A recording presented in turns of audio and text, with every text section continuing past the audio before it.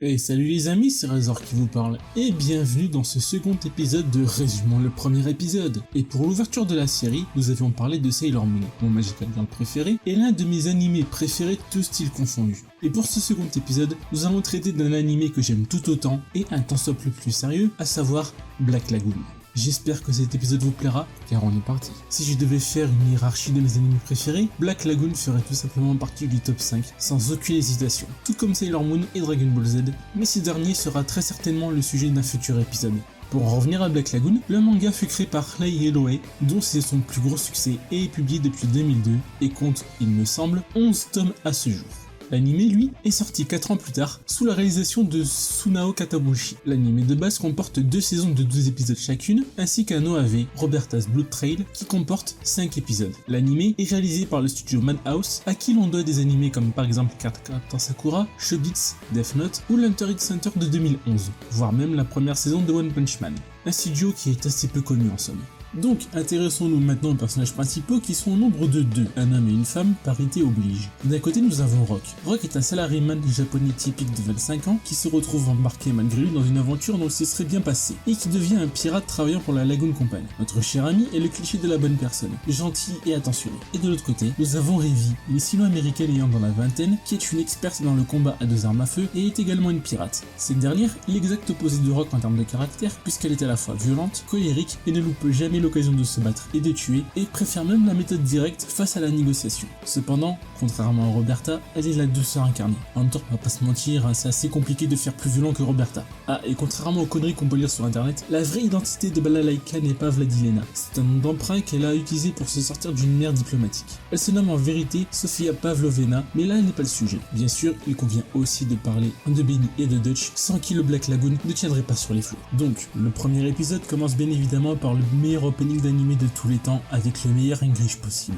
Et c'est encore plus évident, la première chose que l'on voit de Revi, c'est son cul, parce qu'ils ont le sens des priorités au Japon. Votre ami Rock nous expose ensuite à quel point sa vie de salaryman typique est misérable, où il se fait victimiser par ses supérieurs, mais où il ne peut pas faire autrement. Sa vie commence à basculer au moment même où il se prend une patate de forain par Dutch, tout cela pour un vulgaire CD. Contrairement à Revi, Dutch n'est pas une personne fondamentalement violente, sauf si on le fait chier, ce qui prouve aux otages qu'il décide de libérer s'ils ne font pas les cons. Rock pense qu'il est sauvé, et Revi décide gentiment de lui niquer ses rêves en lui demandant de bien vouloir prendre son baluchon et de les suivre. Nous faisons ensuite la connaissance de Balalaika, rapidement, qui est une femme pleine de classe, mais qu'il faut éviter de faire chier, un peu comme Revi et Roberta en fin de compte. De retour au Japon, c'est finalement la merde, parce que le CD était suffisamment important pour qu'un comité d'entreprise extraordinaire soit mis sur pied. Surtout que ces disques intéressent la mafia russe, qui a quand même réussi à virer les triades à grands coups de pied au cul. Et l'un des mecs du conseil vend du les pirates, sans savoir qu'il travaille pour la mafia. Sur le Black Lagoon, Revi et Dutch se tapent dessus au sujet de la thune. Comme Dutch se fout de sa gueule, elle pète un câble et manque de tuer Rock recroquevillé comme un chaud sous l'appui dans un coin.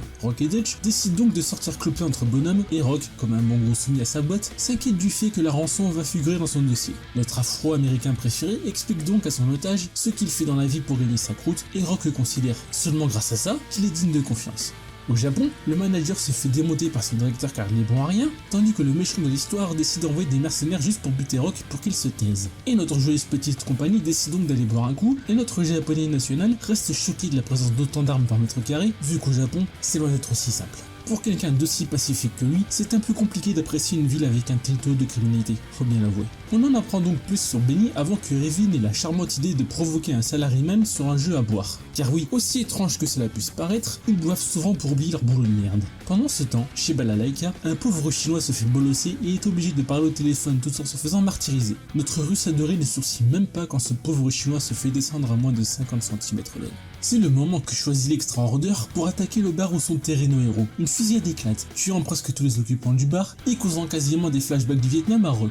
Revi s'en tamponne allègrement le coquillard et semble presque surprise que ce bar tienne le coup, étant donné le bordel qu'elle a foutu dans le bar par le passé. C'est le moment parfait pour la première vraie scène d'action avec notre charmante sino-américaine qui justifie par la même occasion son surnom, très original soit dit en passant. Étant très doué arme en main, ses opposants ne font pas le poids, même si Dutch reste en soutien, lui permettant ainsi de recharger. Et une once de réalité, ça fait pas de mal, contrairement à ce foutu cliché des munitions illimitées dans un seul chargeur. Bien évidemment, on parle de Revi, le simple fait de tuer des gens enchante, tout comme Roberta. Benny Boy arrive juste à temps pour que notre petite troupe fuit avec classe. Il ne faut pas l'oublier, Rock reste tout de même une monnaie d'échange pour le moment, qui est jetable si tout ne se passe pas comme prévu. C'est là que l'on apprend l'importance capitale du disque, contenant en fait des plans d'armes nucléaires, ce qui mettrait en grand danger la société si les plans venaient être publiés. Le plan est donc de faire passer ce dernier pour mort pour éviter le scandale, ce qui n'a absolument aucun putain de sens. Des assassins sont donc en route afin de donner davantage de crédibilité au plan, du moins pour le directeur.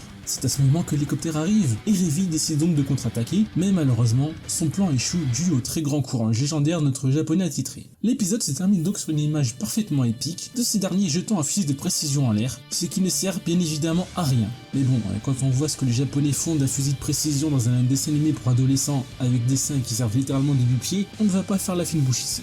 Et c'est ainsi que l'on peut résumer le premier épisode de Black Lagoon, qui, comme je l'ai déjà dit, est l'un de mes animés préférés.